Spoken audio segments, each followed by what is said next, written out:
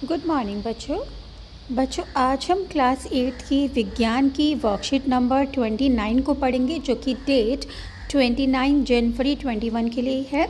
हम सभी को पता है हमारा लेसन नंबर 9 जंतुओं में जनन रिप्रोडक्शन इन एनिमल्स शुरू हो चुका है, जिसमें हम पढ़ चुके हैं जनन क्या होता है और जनन कितने प्रकार का होता है।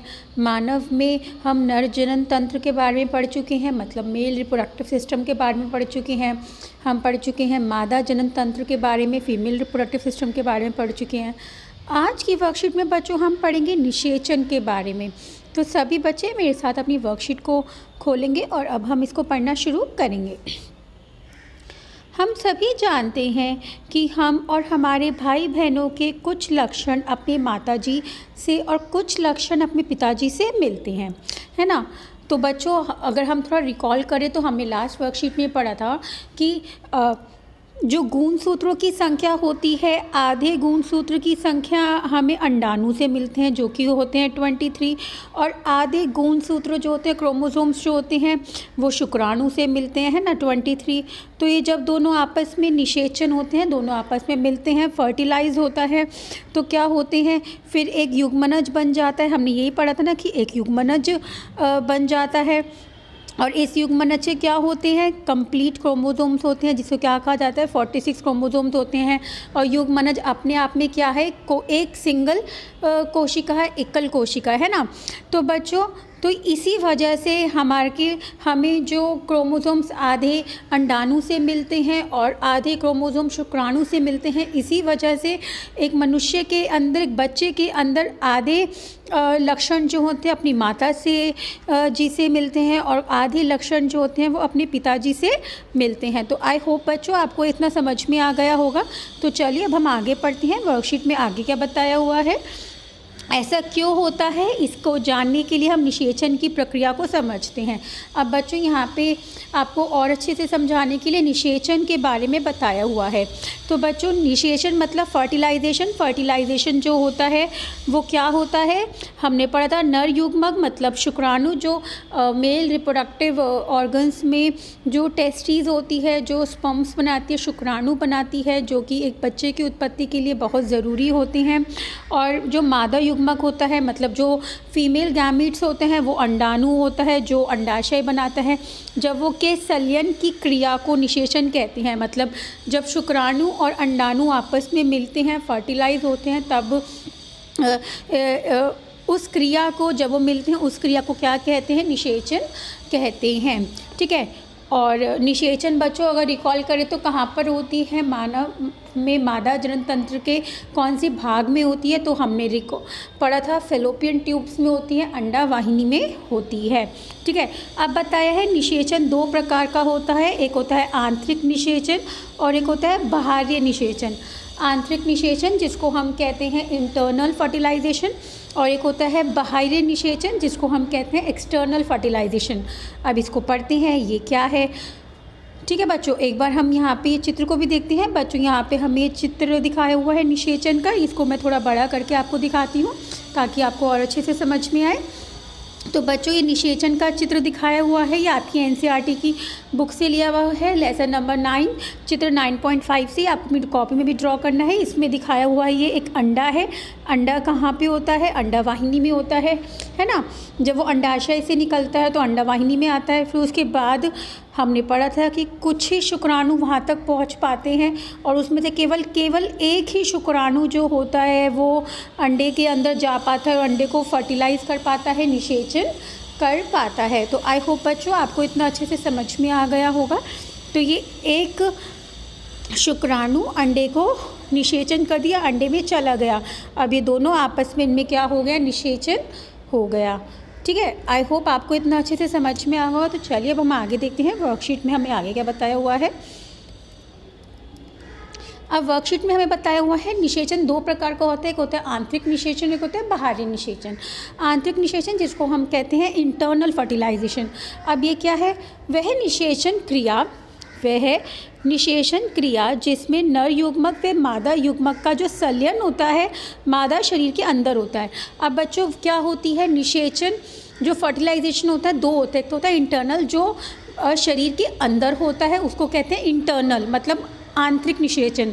और जो फर्टिलाइजेशन, जो निषेचन शरीर के बाहर होगा उसको क्या कहेंगे, बाहरी निषेचन, क्योंकि वो निषेचन कहाँ हो रहा है, बाहर हो रहा है।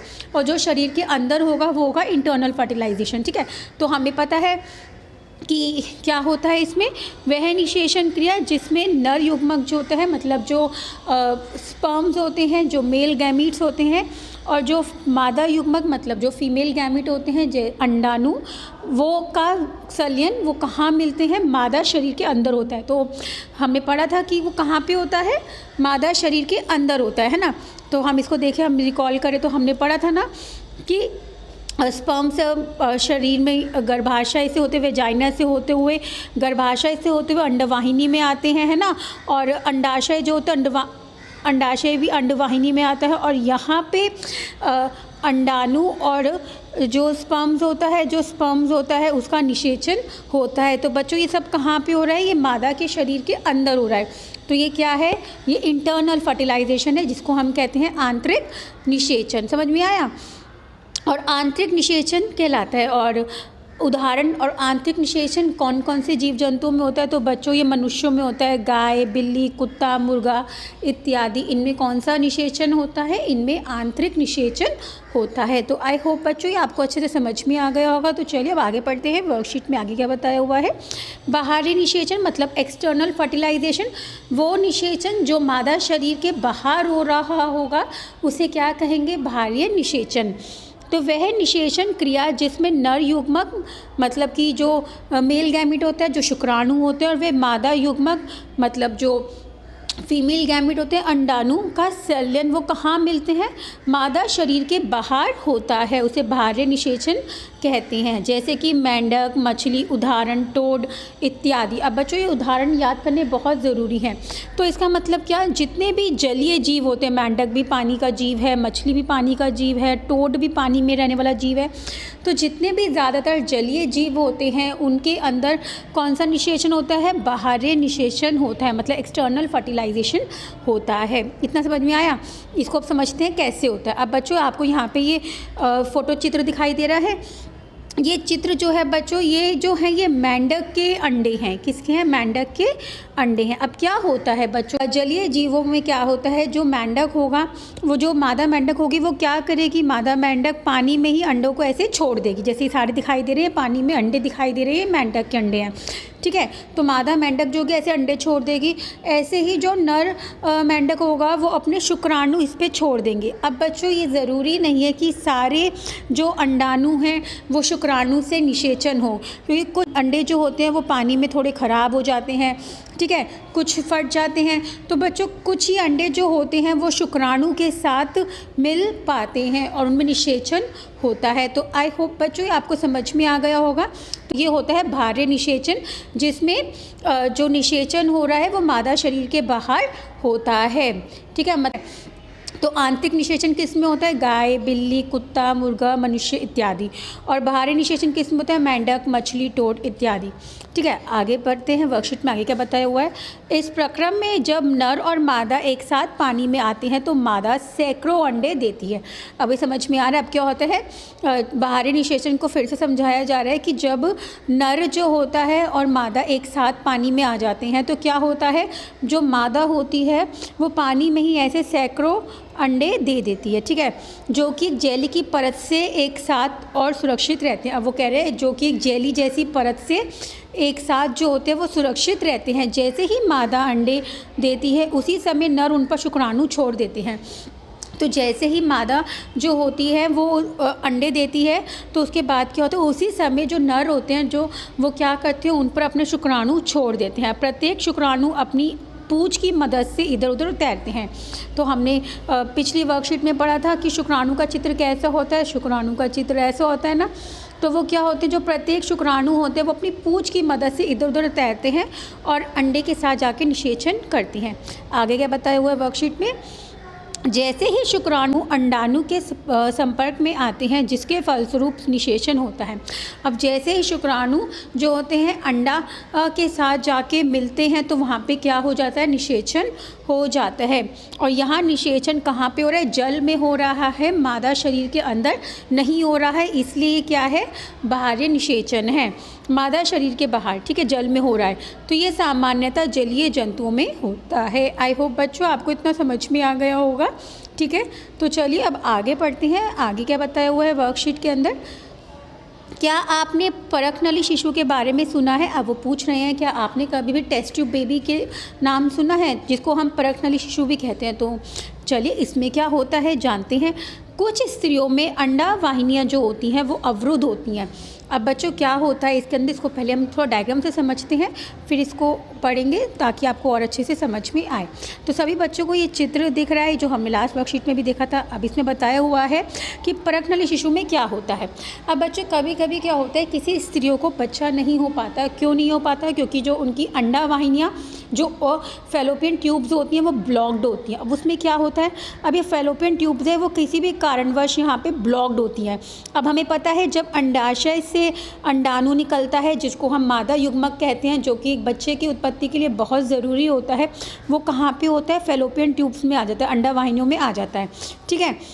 अब क्या होता है, चूँकि यहाँ पे जो अंडा वाहिनियाँ हैं वो पहले से अवरुद्ध हैं, वो पहले से ब्लॉक्ड हैं, तो जो स्पम्स वेजाइना के थ्रू बॉडी में जाते हैं, गर्भाशय से होते हुए फैलोपियन ट्यूब्स में जाते हैं, वो उस अंडे से नहीं मिल पाते, वो यहीं पे अटक जाते हैं।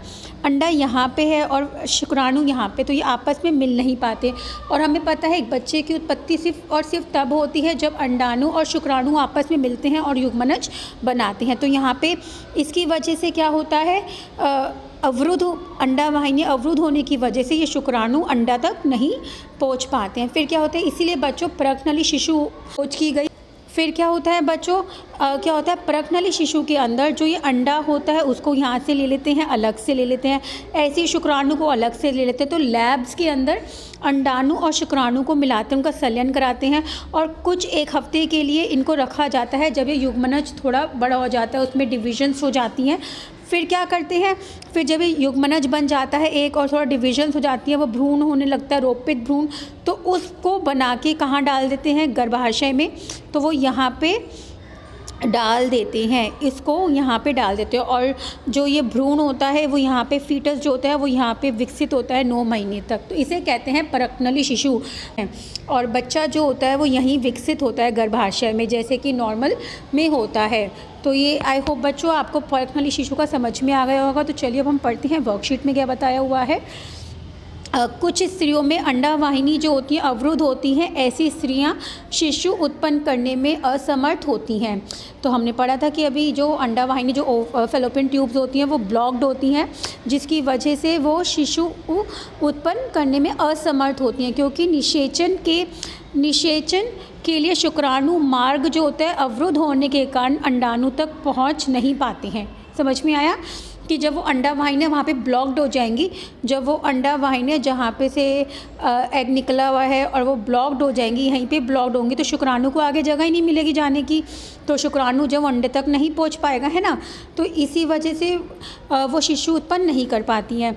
तो क्या होता है, ऐसी स्थिति में डॉक्टर चिकित्सक ने अंडाणु एवं शुक्राणु एकत्र करके उचित माध्यम में कुछ घंटों के लिए एक साथ रखते हैं। अब वो कह रहे हैं ऐसी स्थितियों में क्या करते हैं, ऐसी स्थिति में वो अंडाणु को और जो शुक्राणु होता है उनको एक साथ कुछ देर के लिए रखते हैं लैब्स के अंदर एक उचित माध्यम वातावरण में, ठीक है, जिसे हम क्या कहते हैं, IVF कहते हैं, इन विट्रो फर्टिलाइजेशन, जिसको कहते हैं इन विट्रो निषेचन, मतलब शरीर के बाहर कृत्रिम निषेचन।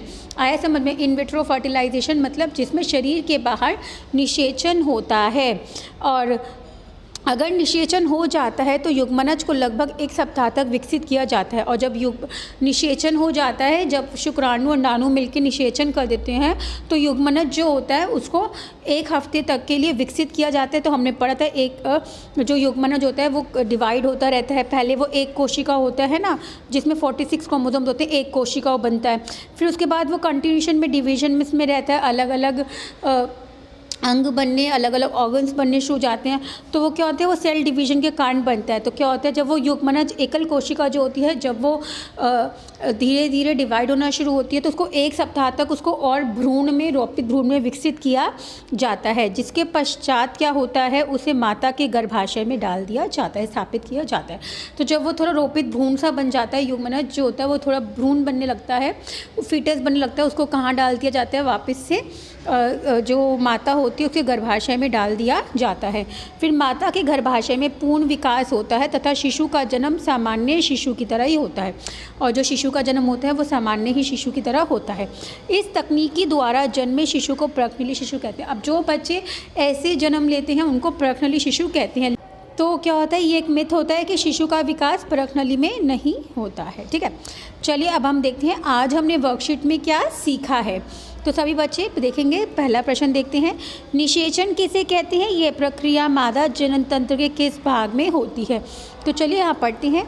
यहाँ पे हमें परिभाषा दी हुई है, इसको मैं थोड़ा रब कर दी तो आपको और अच्छे से समझ में आए।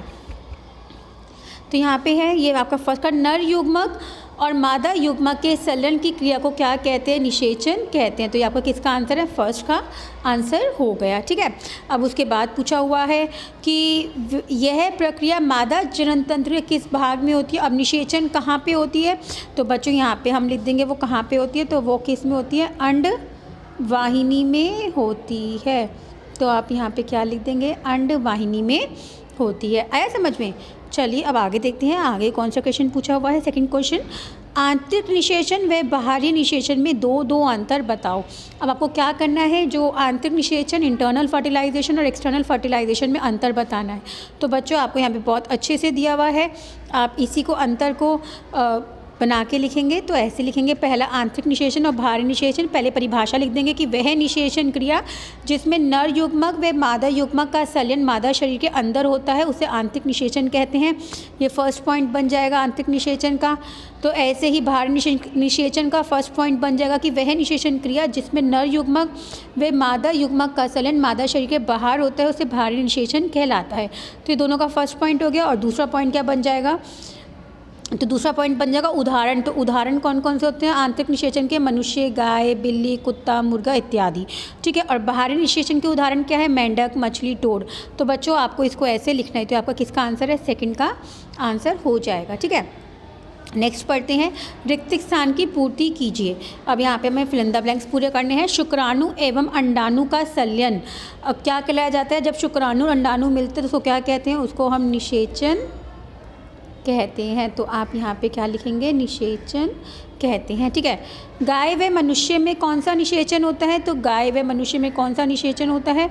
तो आप यहाँ लिखेंगे उनमें शरीर के अंदर निषेचन होता है। तो कौन सा होता है? आंतरिक निषेचन होता है। अगर बच्चों शरीर के बाहर हो तो कौन सा निषेचन होता है? तो वो होता है बाहरी निषेचन। तो लेकिन गाय और मनुष्यों में जो निषेचन है वो कहाँ हो रहा है? तो शरीर के अंदर हो रहा है। तो वो क्या कहलाया जाएगा? आंतरिक निषेचन। ठीक है, मैं इसको रब कर देती हूँ नेक्स्ट क्वेश्चन पढ़ने से पहले। चलिए देखते हैं, थर्ड हमसे क्या पूछा हुआ है? बाहरी निषेचन डैश जंतुओं में होता है। तो बाहरी निषेचन हमने पढ़ा था कौन से जंतुओं में होता है? जलीय जंतुओं में होता है। ठीक है, और उसके बाद क्या है, क्या क्वेश्चन पूछा हुआ है? लास्ट क्वेश्चन, IVF का पूरा नाम क्या है? तो IVF का पूरा नाम यहाँ पे देखते हैं। IVF का हमने देखा था पूरा नाम क्या है? इन विट्रो निषेचन कहते हैं। तो ये आपका आंसर किसका हो गया? फोर्थ का आंसर हो गया, इन विट्रो निषेचन कहते हैं, इन विट्रो फर्टिलाइजेशन कहते हैं। तो आई होप बच्चों आपको आज की वर्कशीट अच्छे से समझ में आ गई होगी। कुछ भी ऐसा हो जो ना समझ में आया हो आप मुझे मैसेज करके पूछ सकते हैं। बाय बाय बच्चों, टेक केयर।